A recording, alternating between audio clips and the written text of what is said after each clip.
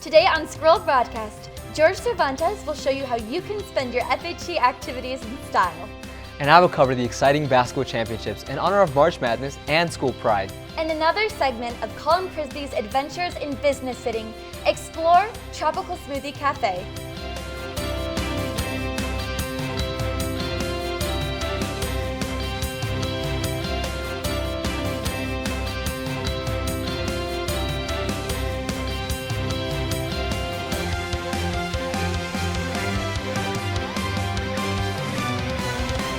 Hello, and welcome to Scroll Broadcast, a BYU-Idaho news show. We are so excited to be your hosts. I'm Lauren Parker. And I'm Andy Ordonez. And stay tuned for this week's news and exciting updates. We don't only cover the happenings on campus, but we also cover community events and features. For example, Colin Prisby visited Tropical Smoothie Cafe, where he interviewed the owner about what it's like to own a franchise. We are so lucky to have businesses like these, because it is definitely not tropical outside. But you know what I do love? I love the acai bowl smoothie that they have there. What do you like? I love the Bahama Mama smoothie. It's my favorite thing. Well, let's go to Colin Prisby to hear more about this business's management. Hey guys, thanks for that in the studio. Today I'm coming at you from the Tropical Smoothie Cafe. I'm here to talk to one of the owners about what it's like becoming a franchise owner. What advice would you have for people out there who want to one day own or run a franchise restaurant?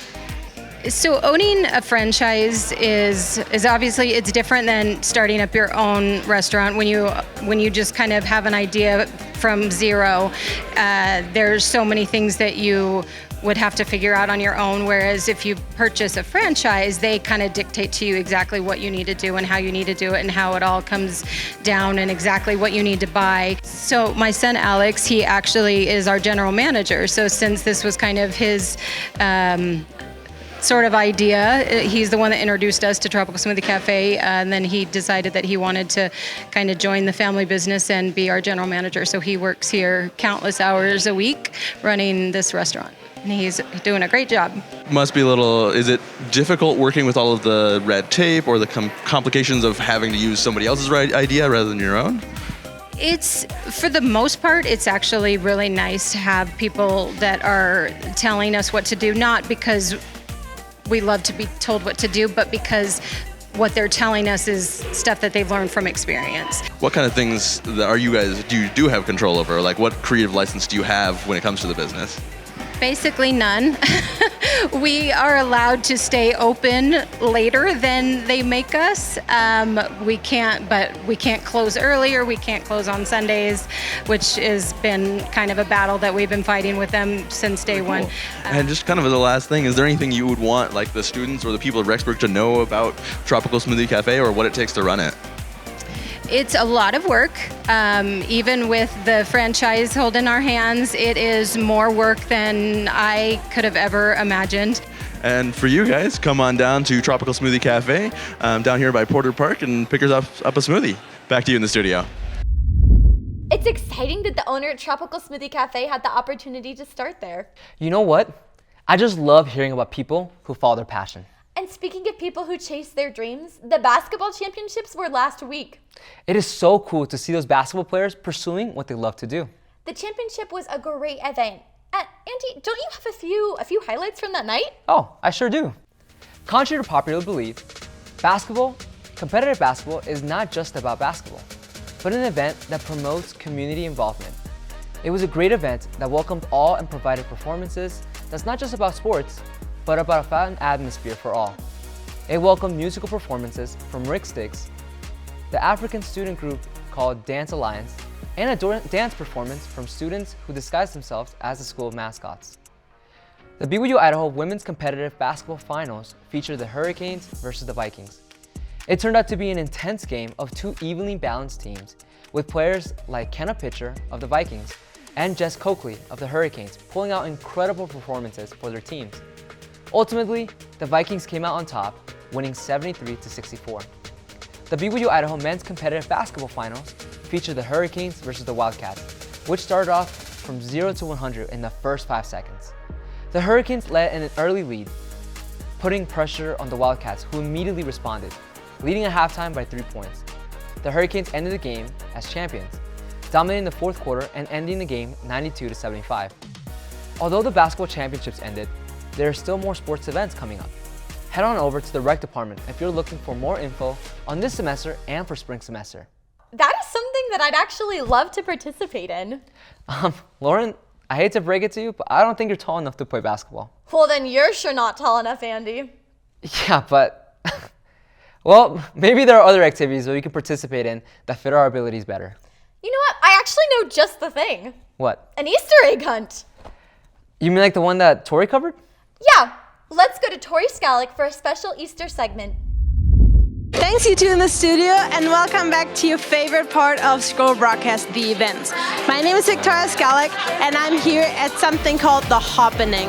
It's basically an Easter activity that is put on from Campus Life Events, and as you can hear, it is very loud because a lot of people came. I asked one of the employees what he thinks how many students have come so far, and he says about 800.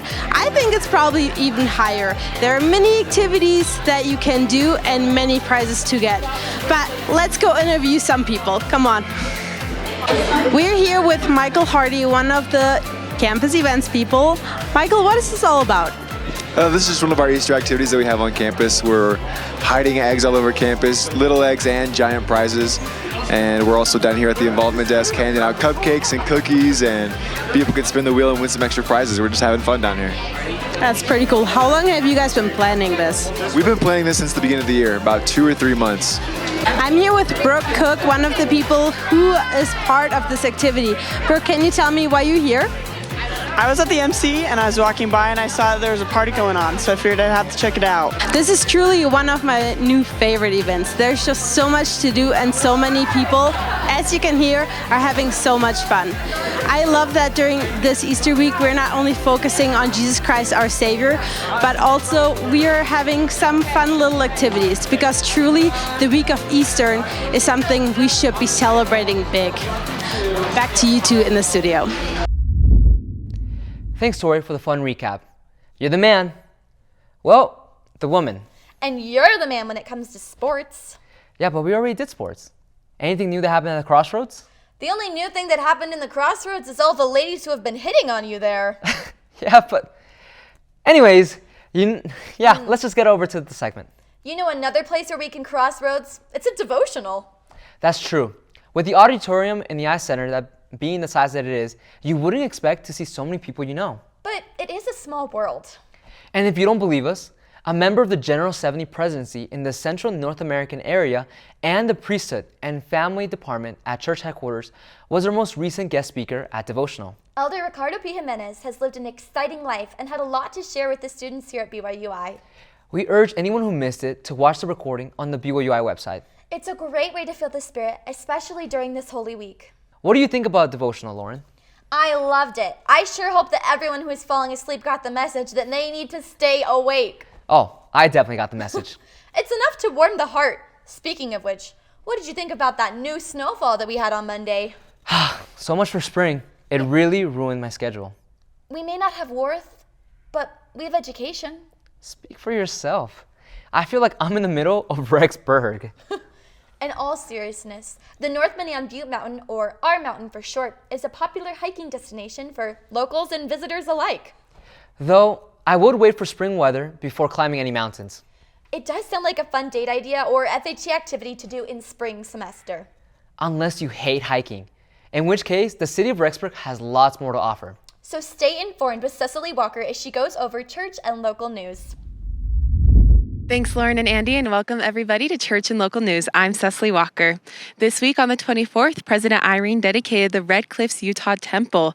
The temple is now the second temple in St. George, accompanying the St. George Temple, which is the oldest operating temple in the church. President Irene was accompanied by his wife and Elder Kieran and his wife. Elder Irene strongly encouraged the congregation to make temple a daily part of their lives, saying, as you exercise faith in Jesus Christ and qualify to enter the temple, you will find your heart drawn out in love to the people around you and to your family. The Kirtland Temple and other historical sites are officially open for the public. There are events in our restoration that are important, maybe even critical, but maybe the most important, or the ones that we latch on to the most, are the ones where heaven and earth come together, said Elder Kyle S. McKay, who is the church historian and recorder. Rexburg will be holding a community Easter egg hunt this Saturday. Everyone is welcome to join. They will have hot chocolate, the Easter bunny there, as well as they're planning over 19,000 eggs for people to find. If you find an egg, you can exchange the egg for a ticket and try to win a bike. With the snow finally melting, the R Mountain hiking trail is finally open. There you can find so many beautiful geological sites along with caves and the wind bowl. Well, that's all the news I have for you guys today. We'll see you all next time. I hope that I can go to the Red Cliffs Temple one day. It looks so beautiful. I think of all the temples and I just think they look gorgeous. They're such an amazing place of refuge from the outside world. Oh, they sure are. And isn't it cool that the church now owns the Kirtland Temple? I know, right? There's so much history, it's awesome. And speaking of history, this school has got an interesting past. But if you want the current trade secrets, you've got to go to Jeremy Crumble, Scroll's broadcast announcer. Thanks in the studio, you guys. I'm Jeremy Crumbo, and as always, I'm here with the announcements. You're looking for some Easter spirit this weekend? Well, I got you covered. More announcements coming up. All right, so the reviews are in, everyone. You're not going to want to miss the newest BYU-I Snow Theater production here at the Snow Black Box Theater for their latest production of Translations. Now, you can get your tickets online or take your chances at the door, but either way, you're not going to want to miss this. As a retired theater kid, I also really enjoy this. So, don't miss it. March 30th, final performance. Just like Christmas, we all need to get into the Easter spirit a little bit. And what better way to do that than through service? Interested? Well, iServe is hosting an event where you can help set up the Easter egg hunt over at Porter Park. Now, you can get more information online or at the BYU I Belong app, so do check that out. Get into the Easter spirit, and as always, back to you guys in the studio. I can't believe the semester's almost over. Yeah, but that doesn't change the fact that our school has some cool stuff planned in the latter days. A church pun. You should have used it earlier. Fits better here. Does it? Oh, it sure does. So, are you doing anything fun for spring break? Oh, I'm gonna go to a few weddings actually. Oh, can I come with? We're not married yet, Andy. Yeah, but hey, ring by spring. But that's still a few weeks away. I guess we should focus on something a little closer in proximity. Like fun FHE activities. FHE is a time for students, friends, and roommates to gather together in camaraderie. Activities can range from playing Jeopardy to doing ceilings together in the temple. Yeah, and if you need ideas, campus is the right place to go. And who better to ask about campus activities than George Cervantes? This week, he will cover the FHE service activities. The floor is yours, George. Hey guys, my name is Jorge Cervantes and today we are at the Service Hub evening here at BYU-Idaho. So basically the purposes of these activities are always to serve other people, and especially in this occasion is for the children.